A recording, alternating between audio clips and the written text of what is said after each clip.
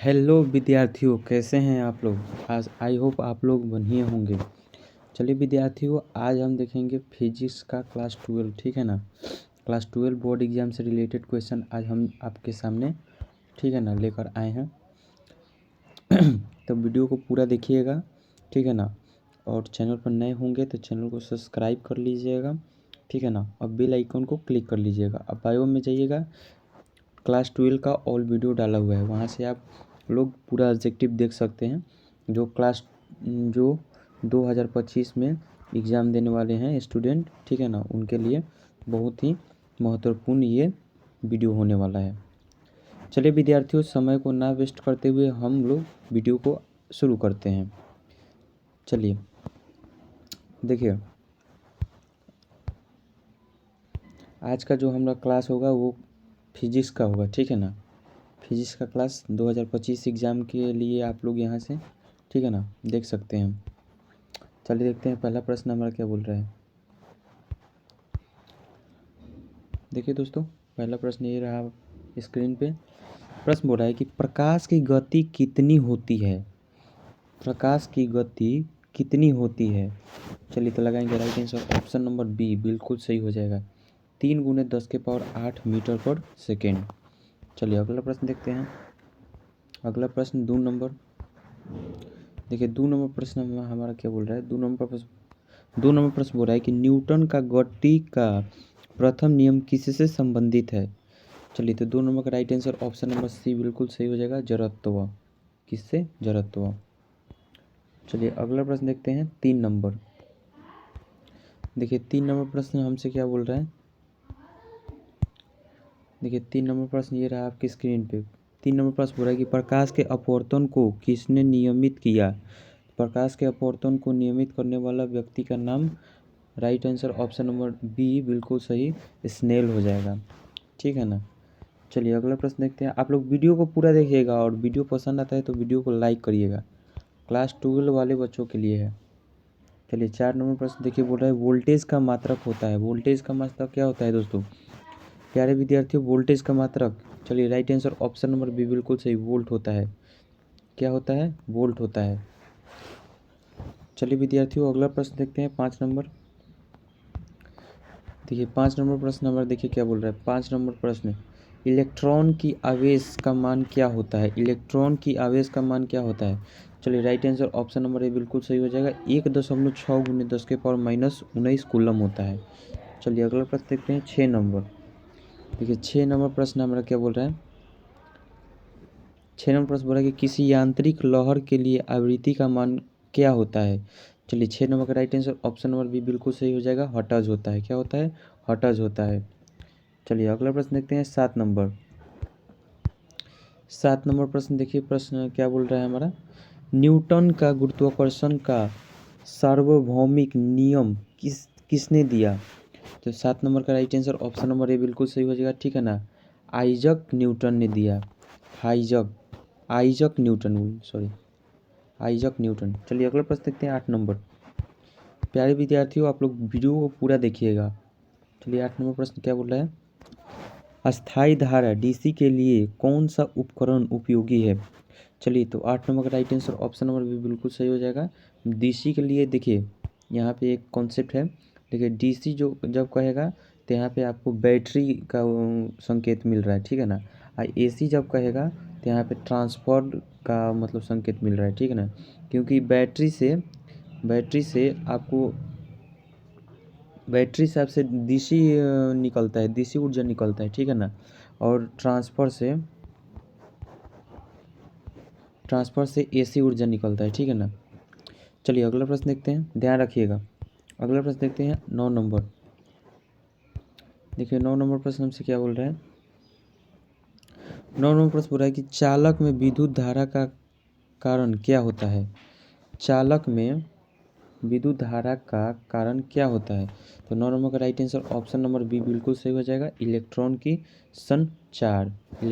संचार। चलिए अगला प्रश्न देखते हैं। अगला प्रश्न 10 नंबर। 10 नंबर आपके स्क्रीन पे ये रहा। आवेश का एक मात्रक क्या है। आवेश का एक मात्रक क्या है। तो आवेश का एक मात्रक कूलम है। क्या है? कूलम है। ऑप्शन नंबर बी बिल्कुल सही हो जाएगा। चलिए अगला प्रश्न देखते हैं 11 नंबर 11 नंबर सॉरी। चलिए 11 नंबर प्रश्न देखिए हमसे क्या बोल रहे हैं। 11 नंबर प्रश्न ये रहा आपके स्क्रीन पे। पोटेंशियल डिफरेंस का मात्रक क्या होता है? पोटेंशियल डिफरेंस का मात्रक सभी जानते हैं वोल्ट होता है। क्या होता है? वोल्ट होता है। चलिए विद्यार्थियों 12 नंबर देखते हैं। 12 नंबर प्रश्न आपके स्क्रीन पे ये रहा। प्रकाश के लहरों का विकिरण के साथ क्या संबंध है? तो प्रकाश के लहरों के विकिरण के साथ इसका जो विद्युत चुंबकीय लहर होती है वे विद्युत चुंबकीय लहर होती हैं। चलिए अगला प्रश्न देखते हैं 13 नंबर। 13 नंबर प्रश्न आपके स्क्रीन पे रहा। थर्मोडायनेमिक्स का पहला नियम क्या कहता है? थर्मोडायनेमिक्स का पहला नियम यह कहता है कि ऊर्जा का संरक्षण। ठीक है ना? क्या कहता है? ऊर्जा का संरक्षण। चलिए अगला प्रश्न देखते हैं। अगला प्रश्न आपके स्क्रीन पे ये रहा। आप लोग वीडियो को पूरा देखिएगा और अच्छे लगे तो वीडियो को लाइक करिएगा। ठीक है ना? विद्युत धारा में प्रतिरोध का मात्रक क्या होता है? विद्युत धारा में प्रतिरोध का मात्रक ऑप्शन नंबर बी बिल्कुल सही हो जाएगा, ओम होता है। क्या होता है? ओम होता है।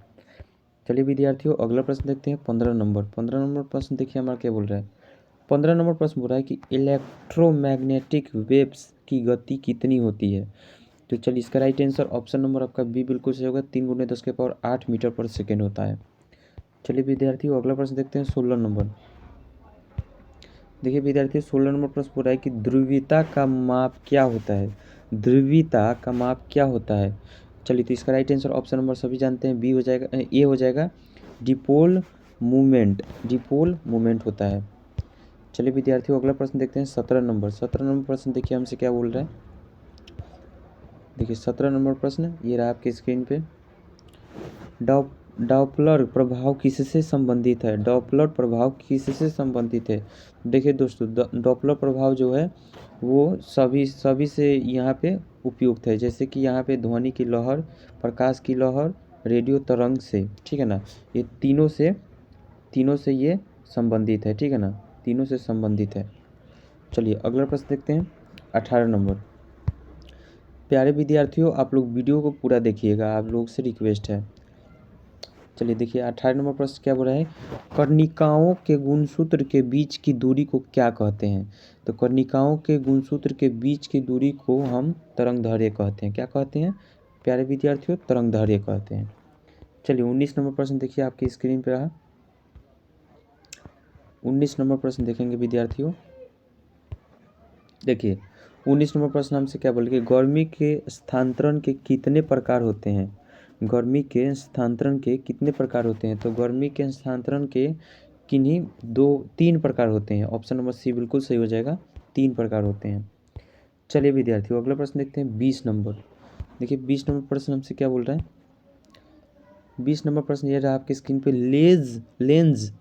लेंस का प्रभाव किस पर आधारित होती है? लेंस का प्रभाव किस पे आधारित होता है? लेंस का प्रभाव जो है अपवर्तन पर प्रभावित करती है। ठीक है ना?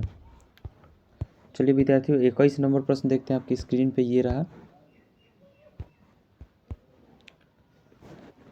देखिए ये रहा आपकी स्क्रीन पे।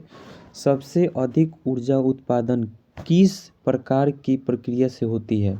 सबसे ज़्यादा अधिक ऊर्जा उत्पादन किस प्रक्रिया से होती है? देखिए यहाँ पे सबसे ज़्यादा ऊर्जा जो उत्पादन होती है वो नाभिकीय संलयन के द्वारा होती है। नाभिकीय संलयन के द्वारा ऊर्जा का अधिक, ठीक है ना, अधिक यहाँ पे उत्पाद होता है।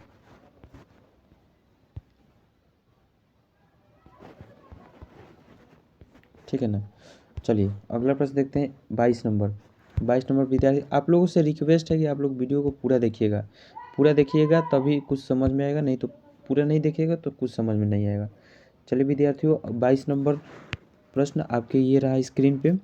किसी कण का संवेग किससे संबंधित है? किसी कण का संवेग किससे संबंधित है? देखिए तो चलिए इसका राइट आंसर लगाएंगे। किसी कण का संवेग जो होता है वो गति और द्रव्यमान से संबंधित होता है। क्या चीज़ से संबंधित होता है?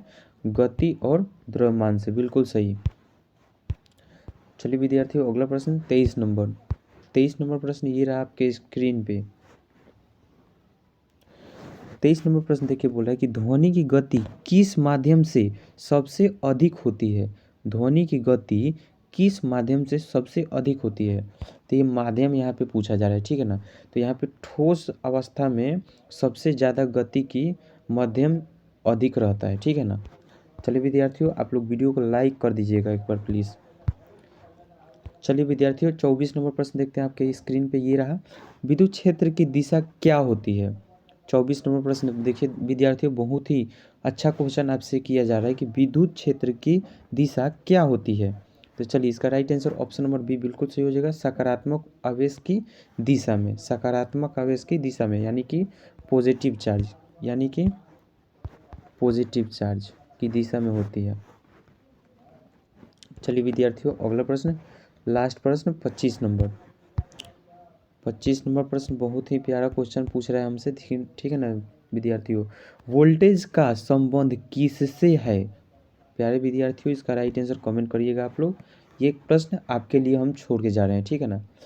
देखिए यहाँ पे हम लोग 25 क्वेश्चन किए, जिसमें से आपको कम से कम 12 या 15 नंबर का कम से कम यहाँ से पूछा जा सकता है, ठीक है। तो आप लोग अच्छे से देखिएगा, तभी ना मतलब वहाँ जहाँ एग्ज़ाम देने जाइएगा वहाँ पे भौकाल मचा के आइएगा। यहाँ देखिए 25 क्वेश्चन में से कम 12 या 13 क्वेश्चन आने का संभावना पूरा है। इसलिए आप लोग वीडियो को पूरा देखिएगा, तभी आपको कुछ समझ में आएगा, ठीक है। आज के लिए इतना ही रहने देते हैं, फिर मिलते हैं हम लोग एक नए उत्साह के साथ अगले वीडियो में। जय हिंद।